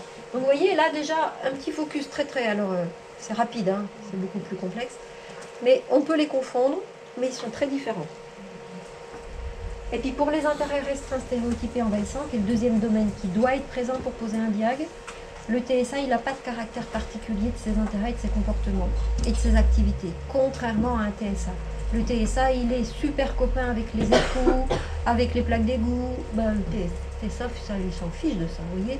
Donc là, il y a vraiment des particularités qu'on n'a pas. Dans le TSA, vous avez les fameux stéréotypies, les mouvements comme ça, qu'on ne va pas retrouver dans le TSAF, c'est pas typique. On peut trouver des mouvements stéréotypés dans tous les TND. C'est pas ça qui fait l'autisme. Attention. Il aura des difficultés avec le changement et les transitions au TSAF, comme le TSA, sauf que vous n'aurez pas cette inflexibilité avec les rituels que vous avez beaucoup plus dans le TSA.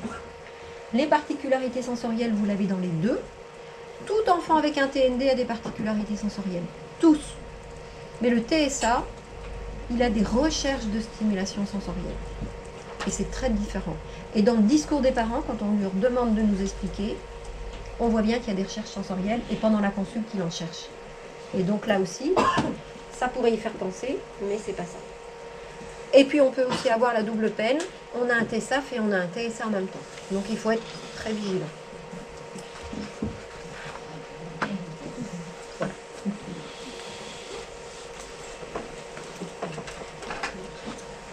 Vous parliez globalement des toxiques qui peuvent provoquer vous citez le valproate de sodium. Après, il y a d'autres consommations ou médicaments.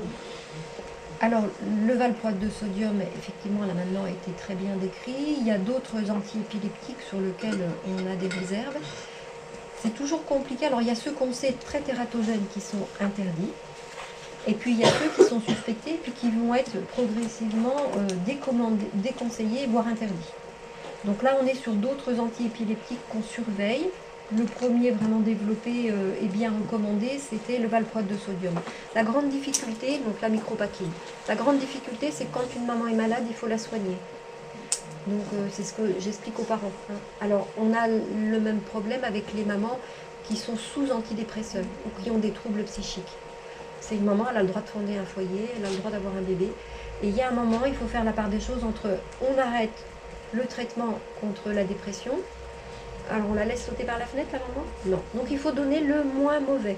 Donc il y a des études, et puis surtout après il faut avoir un œil sur eux. Il y a des consultations, il y a des unités père-mère bébé. Cette maman, elle était fragile, elle avait un traitement pour une maladie, elle a un problème de santé particulier, on doit la traiter. Mais on doit avoir une vigilance sur son enfant, on ne doit pas la laisser comme ça, arriver à une consultation alors que le gamin a plus de 8 ans et que tout le monde n'en peut plus, alors qu'on aurait pu surveiller le petit dès la naissance. Elle a besoin d'un traitement, on n'y peut rien. Elle est malade. Et voilà, moi j'ai des tas de mamans qui ont des pathologies graves, qui ont des enfants avec des traitements et elles sont hyper surveillées. Mais au moins, ils savent qu'il y a des choses qui peuvent apparaître et s'il y a un écart par rapport au développement, eh ben on surveille ce bébé, on accompagne cette famille et c'est pas grave, on va y arriver. Vous voyez? Donc on ne va pas tout arrêter. Il y a les tératogènes qu'on connaît, on arrête. Et puis il y en a d'autres qu'on surveille et qu'on ne peut pas arrêter parce que c'est des médicaments indispensables pour la vie de cette maman. Je ne sais pas si j'ai répondu à la question, mais c'est toujours compliqué. Précisément à savoir de quoi il fallait se méfier pour avoir ce genre de symptômes. Un peu de tout. Voilà. Et puis il y a, encore une fois, il y a une susceptibilité individuelle qui fait que là on ne le maîtrise pas. Donc, il faut avoir une vigilance sur ce bébé. Est-ce qu'il peut être fragile? Est-ce qu'on peut... Alors tout ne va pas être grave. Heureusement, la nature est bien faite et on arrive à réparer plein de choses. Hein, mais il faut avoir une certaine vigilance. Quand même, faire attention. Mais la dénutrition de la maman, c'est quelque chose de catastrophique. Vous avez des mamans qui vont être dénutries et ça, on sait que ça va donner des troubles du neurodéveloppement chez le bébé. Hein, donc, vous voyez, il n'y a pas aussi... il y a ce qu'on mange, il y a tout ça. Donc, il ne faut pas non plus devenir paranoïaque. Mais après, on sait qu'il va y avoir des contextes où on va être plus attentif. Les mamans diabétiques, on veut maintenant, donc c'est le même problème que pour le SAF, on veut maintenant qu'elles aient un taux de sucre normal plusieurs mois avant la conception. Vous voyez? Donc on sait qu'il y a quelque chose qui se passe au niveau de la conception et c'est le même combat pour des maladies comme ça. Donc plus on va surveiller ces grossesses-là, pour qu'il y ait une normoglycémie, pareil pour la thyroïde, pareil pour plein de choses, plus on aura des chances que ça se passe bien. Et si on a une alerte, eh ben, on va surveiller ce bébé dans son développement. Voilà. Aujourd'hui, est-ce que l'imagerie vous aide, le diagnostic ou vous l'utilisez pas? Non, c'est l'étude que je vous ai montrée. Donc sur une imagerie, on va avoir des anomalies anatomiques, mais complètement inspécifiques. Ça ne nous permet pas de dire que c'est une alcoolisation fœtale ou qu'il y a eu une alcoolisation pendant la grossesse. C'est pour ça qu'on cherche des éléments, des marqueurs un peu plus typiques, surtout pour les enfants non syndromiques, pour pouvoir se dire que là, le facteur qui vient entraîner les difficultés est probablement lié à l'alcool. Mais pour l'instant, non, et on est à l'étude de recherche. Vous voyez, les jolies couleurs, tout ça, c'est la recherche. Dans les écoles hospitalières, par exemple, en maladie du corps calleux, on en voit assez souvent. Est-ce qu'il faudrait mettre en place, dès la petite enfance, un suivi Alors, pour répondre à votre question, anomalie du corps calleux, c'est une anomalie anténatale. C'est un enfant qui répond aux critères de TND de l'HAS. Il doit être dans une filière de suivi. Donc, il faut avoir un œil sur lui. Après, d'où vient cette anomalie? Surtout que quand on est en anténatal, le corps calleux, il peut apparaître absent. Moi, il y en a que je suis. Ils sont nés avec soi-disant corps calleux absent. Maintenant, il a 10 ans, il est là, le corps calleux. Hein, donc, il y a un tout petit filet, il est là. Donc, il faut faire très attention. On ne le voit pas si bien que ça en anténatal, même avec l'IRM. Et puis après, le corps calleux, il va s'enrichir de toutes les connexions qu'on fait. Donc, quand il est dans le ventre de maman, il n'y a encore pas beaucoup de connexions à faire. Et puis après, on développe plein de fonctions. Et donc, il y a des connexions qui vont se développer. Donc, un corps calleux anormal en anténatal, toute anomalie anténatale doit être l'objet d'un suivi attentif de ce bébé. On doit dire aux parents, en essayant de ne pas les inquiéter outre mesure, on va surveiller comment il se développe, c'est une sécurité, et il faut le faire avec beaucoup de bienveillance, et on voit comment se développe l'enfant, et s'il y a un écart de développement, on l'accompagne. Est-ce que les personnes atteintes du SAF ou du TSAF, en vieillissant, peuvent être plus susceptibles de développer des maladies neuroévolutives? Neuroévolutives, c'est-à-dire sclérose en plaques, Parkinson, Alzheimer. Alors, c'est pas tout à fait les mêmes. C'est pas les mêmes. Ben non, c'est pas le même groupe là. Alzheimer, sclérose en plaques, tout ça, et Parkinson, c'est pas les mêmes groupes. D'accord. En fait, moi je fais pas d'adultes. Moi je m'arrête à 18 ans. Okay. Mais on sait que le vieillissement du cerveau et les maladies comme Alzheimer sont quand même plus importantes quand il y a eu un parcours de vie un peu particulier. Donc ils sont plus à risque effectivement. Moi, je dirais scientifiquement et intellectuellement parlant, ils vont être plus à risque de développer une démence à l'âge adulte, âgé quand même. Hein. Et donc, voilà, ils sont plus à risque. Mais moi, je ne fais pas d'adulte. Donc, là, ben oui. Donc, je pense qu'il y a beaucoup de jeunes de cet âge-là qui ont été soumis à l'alcoolisation des mamans. S'il y avait des études, on le saurait, mais comme il n'y a pas d'études... On ne peut pas savoir. Ouais. Et vous parliez de l'âge de la maman, donc plus la maman est âgée... C'est sur la susceptibilité à l'alcool. Plus elle est âgée, plus c'est susceptible, ou l'inverse. Oui, il peut y avoir ça, c'est un peu comme la trisomie 21, donc effectivement il y a une variabilité sur l'alcool, mais c'est très individuel, donc là aussi, comment on réagit tous à l'alcool, c'est un peu différent. Donc il y a des facteurs là aussi qui viennent se rajouter, qui font que on ne peut pas dire à une maman, bah, tu peux boire une coupette pendant que tu es enceinte. C'est ça le message, c'est qu'il y a trop de facteurs qui font qu'il y a des variabilités individuelles.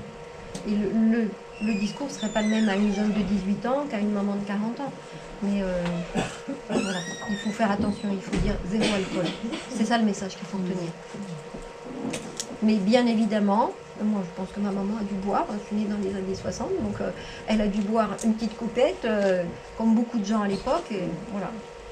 Donc je ne peux pas dire qu'elle n'était pas du tout alcoolique, mais voilà, je sais bien que c'était pas du tout un message qui était passé à l'époque. Hein. Donc forcément. Et même encore aujourd'hui, on a quand même beaucoup de familles qui nous appellent et où ils ont été rassurés par leur médecin. On ne veut pas non plus que la grossesse soit trop anxiogène. Enfin, il y a déjà plein d'autres facteurs, donc ils ne veulent pas en rajouter. Et du coup, ils nous appellent quand même à un moment en se disant est-ce que ça pouvait être ça? Est-ce que les troubles qui commencent à apparaître peuvent être ça? Donc même encore aujourd'hui, il y a quand même beaucoup de médecins qui rassurent. Moi j'ai mon gynéco, mon gynéco, quand je lui en ai parlé, il m'a dit je vais quand même pas interdire à une dame de prendre une petite coupette de champagne. Il n'imagine pas la possibilité de dire non, faut pas. Et un gynéco. Hein. Donc, pour certains médecins, je crois que ça reste compliqué d'engager la conversation avec les femmes sur le sujet de l'alcool. Ça, c'est un thème que je pense qu'on échangera dans les ateliers, mais peut-être que c'est aussi quelque chose d'intéressant à dire. Comment en parler quand vous avez des doutes en tant que professionnel? Évidemment que si vous demandez est-ce que vous avez bu, on va vous dire non. C'est pas comme ça voilà, mais on en reparlera plus précisément dans chacun des groupes. Mais oui, il y a des réseaux de périnatalité, notamment le réseau aquitain, qui ont énormément travaillé sur ce sujet-là avec des auto-questionnaires vraiment bien faits. Il y a des capsules aussi vidéo qui sont visibles sur YouTube du réseau de périnatalité de la Loire. Donc là, vous pourrez aussi retrouver. Souvent, l'idée, c'est de commencer par est-ce que c'était une grossesse voulue ou pas, et puis ensuite, à quel moment vous êtes rendu compte que vous étiez enceinte. Et avant, comment est-ce que est-ce que c'était plutôt le week-end que vous buviez ou aussi en semaine, plutôt des fêtes En fait, dire que l'alcool est quelque chose, que tout le monde, effectivement, en France, boit plus ou moins, régulièrement ou pas, des grosses quantités ou pas. Mais en fait, arriver à ce que le message puisse être dit. Si vous attendez, vous, à ce que la personne vous dise... vous n'êtes pas prêt à l'entendre, ça sera plus compliqué. Donc effectivement, la posture du professionnel est hyper importante pour qu'on puisse vous donner des informations. Et puis ça ne va pas être en one shot, c'est-à-dire que c'est pas une fois qu'on voit, c'est en voyant régulièrement, en ayant tissé des liens de confiance, qu'on pourra finalement aborder peut-être cette question de ça pourrait peut-être être ça. C'est tout un cortège d'éléments qui vont nous faire penser que peut-être que c'est ça qui explique les difficultés présentées. Parce que cette future maman, peut-être qu'en début de grossesse ou même avant sa grossesse, elle ne consommait pas parce que tout allait bien dans sa vie. Et puis il y a pu y avoir un accident de vie, elle a divorcé, elle a perdu son boulot, son mari l'a tapé, j'en sais rien. Et elle peut, en cours de grossesse, elle peut s'être mise à consommer ou avoir un mésusage de l'alcool. Et donc c'est à chaque consultation vraiment qu'il faut reposer la question. Et puis après, c'est un parcours de vie, pas forcément évident si c'est un enfant qui a déjà 10 ans, de se rappeler le contexte de l'époque exactement. Donc c'est facile. Vous pouvez par exemple dire si l'enfant il est né au mois de mai, qu'est-ce qui s'est passé avant? Du coup, il a été conçu à peu près là. Il y a eu Noël entre temps, il y a eu février, Pâques. ça aide en fait à se rappeler. Quand ça fait 20 ans, c'est encore pire, ou 30 ans, se rappeler le contexte. On va peut-être passer au témoignage. Donc c'est Catherine qui va vous faire le témoignage et puis ensuite on vous présentera l'association. Je peux passer ton nom de côté, parce que je me prends les pieds dans le... Là,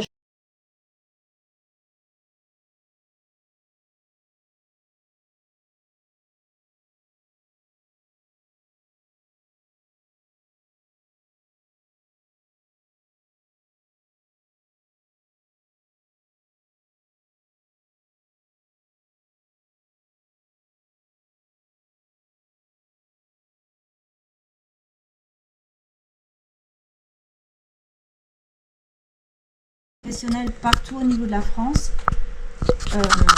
Et l'idée, c'est qu'ensuite, ils puissent essaimer et localement, en fait, former leurs collègues. Et puis, les réseaux locaux, c'est la journée d'aujourd'hui. On l'avait fait... on avait fait localement depuis des années, ce que Catherine fait longtemps, mais dans les structures. Et là, en fait, la différence aujourd'hui, c'est que on veut le faire de façon plus efficace, en réunissant ensemble, comme on le fait aujourd'hui, des professionnels de toutes les structures pour que vous, chacun, vous soyez les sentinelles ressources qui seront essentielles pour nous, pour que vous formiez les gens de vos structures, vous les sensibilisiez. Il y a plein de documents là, des affiches, etc. Ramenez-les. Et ensuite, si c'est genre la PMI qui veut former tout le monde ou l'ASE qui veut former tous les assistants, on peut réorganiser d'autres choses. Mais l'idée, c'est de commencer en fait par cette partie-là pour que chacun, vous puissiez ensuite faire un réseau et puis former individuellement chacun. Et ce qui est important à savoir, en particulier pour les personnels du conseil départemental, PMI ASE, la CNAM a, vous le savez peut-être d'ailleurs, hein, la CNAM a lancé des projets, donc des possibilités de subventions et pour la formation des personnels PMI ASE aux troubles du spectre de l'alcoolisation fœtale, à toute la thématique addiction et grossesse. Ce sont des projets qui courent depuis, je crois, depuis avant le Covid, puisque moi je l'ai fait avant le Covid, donc ça devait être 2018-2019. Et comme ça, en Occitanie, j'ai participé avec le réseau de périnatalité à la formation de tous les personnels PMI ASE de tous les départements. Il y a eu la même chose en région Grand Est. Moi, je l'ai fait dans le Vaucluse. La Coréade l'a fait également en Aquitaine. Donc ça, c'est vraiment des appels à projets qui sont super intéressants parce que ça permet au conseil départemental d'avoir des fonds pour le faire. Voilà, là, vous avez toutes les brochures qui sont au fond. N'hésitez pas à en prendre. Si on n'a pas suffisamment, vous nous envoyez un mail, on peut vous en envoyer. Oui. Notamment les guides. Les guides. Parce qu'ils ne sont pas gratuits. Les guides, le guide, il est c'est en vente à combien ? 15 € le 15 guide euros. là. Tous les autres, c'est des brochures gratuites. On a aussi des très belles grandes affiches qu'on aurait dû mettre là, d'ailleurs, j'ai oublié ce matin. Qui sont au fond là-bas, qui sont super belles. Il y en a une à destination des enfants. Donc si dans votre structure vous recevez des enfants, elles sont vraiment bien. C'est un triptyque en fait, c'est un enfant, ado, adulte. Il y en a pour les ados et les adultes, donc n'hésitez pas à en mettre, même au commissariat, une en grande pour les ados et les adultes, comme ça on y pense. Ensuite, si vous recevez des jeunes ou des familles, il y a les flyers exprès pour eux. Ça peut faire ça peut être quelque chose de très positif. C'est-à-dire qu'il y a l'accompagnement des professionnels, mais ils ont aussi un lieu. Alors, on ne fait pas du présentiel, on ne fait que des zooms, mais quelquefois, en fait, ça met justement la distance qu'il faut pour pouvoir dire des choses qu'on n'oserait pas forcément dire comme ça, assis à une table. Et donc, les zooms, c'est des thématiques. Et les familles, en fait, elles ont soit en individuel, où Catherine et moi, on peut leur répondre, ou la responsable de l'antenne, ce qui est ici aussi. Et puis, donc, je suis perdue. Oui, et les flyers, en fait, vous pouvez les donner parce que c'est aussi pour les personnes concernées. Ça leur permet aussi d'avoir du lien avec les autres. Donc ça, c'est la journée d'aujourd'hui. On a repéré 4 publics. Là, pour tout à l'heure, les ateliers, dans un quart d'heure. Il y aura prévention et repérage petite enfance. Un autre sur des clés pour agir que Catherine va présenter pour enfance-adolescence. Et puis repérer et prévenir face à leur vulnérabilité. Ça, c'est pour les grands ados et adultes. Donc là, il y a à peu près les gens qu'on imagine qui auraient envie de se mettre dessus. Si, je sais pas, là, enfin, levez la main. Sur addiction, l'idéal, c'est qu'il y ait des personnes sur prévention et des personnes sur ados-adultes. Parce que, en fait, eux-mêmes ont des propensions aux addictions. Et donc, il faut aussi faire du repérage pour ceux qui seront en consultation jeunes consommateurs. Parce qu'ils peuvent être potentiellement atteints de TSAF.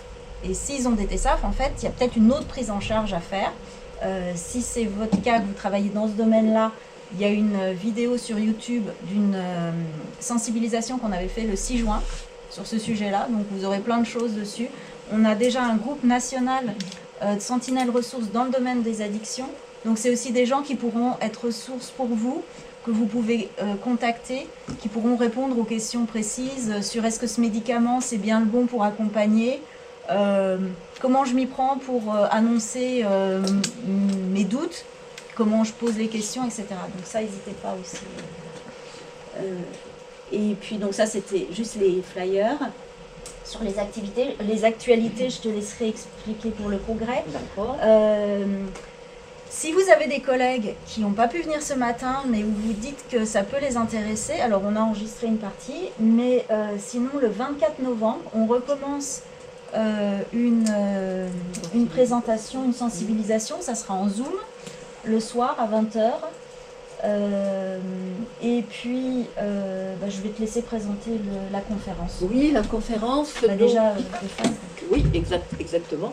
Il faut savoir que Vivre avec le SAF est adhérent de l'Alliance européenne EUFASD, c'est l'Alliance de prévention des troubles du spectre de l'alcoolisation fœtale, et ils organisent tous les 2 ans une conférence internationale qui rassemble à la fois des chercheurs, mais également des gens de la clinique, de l'accompagnement et des associations de familles. Nous, on y va depuis pratiquement, je crois qu'il n'y a que la première qu'on a ratée. C'est toujours extrêmement intéressant parce que ça permet une mise en contact de gens vraiment de différents champs d'activité. Et donc, nous avions postulé pour organiser la prochaine conférence qui aura donc lieu en septembre 2026, du 13 au 16 septembre à Amiens. Alors elle se décompose comme ça. Le 13, c'est Journée des familles. Le 14, 15, 16, le corps de la conférence à proprement parler, qui est en anglais, mais avec une traduction simultanée en français, parce qu'on sait bien que nous-mêmes et nos concitoyens ne sont pas forcément très doués en anglais. Et le 16, il y aura une formation pour les professionnels. Alors, on est en train de la monter, qui va être cette fois-ci donc en français, effectivement, qui sera, si on arrive à faire tout ça à temps, qui sera validé DPC, qui sera plus probablement orienté vers le diagnostic. Donc une partie un peu commune de présentation qui va reprendre ce qu'on a été vu ce matin, mais de manière plus médicale. Et nous, on aimerait bien qu'il y ait une formation sur le diagnostic, parce qu'on manque dramatiquement dans toute la France, en particulier pour les généralistes, donc des généralistes qui soient capables de repérer, qui en connaissent suffisamment pour se dire, bon ça, j'ai un doute, il faut que j'oriente. Si on pouvait avoir ça dans plusieurs départements, ça nous rendrait grandement service. Donc voilà, vous êtes tous cordialement invités. Il y a le site eufasd2026.com où vous trouverez toutes les informations. Voilà. On va vous laisser une petite pause. Si vous avez des questions ou si vous voulez venir, si vous avez des questions, vous pouvez le faire maintenant. Et si vous voulez venir nous parler entre-temps pendant la pause. Sinon, donc là, salle 1, c'est celle qui est au sous-sol.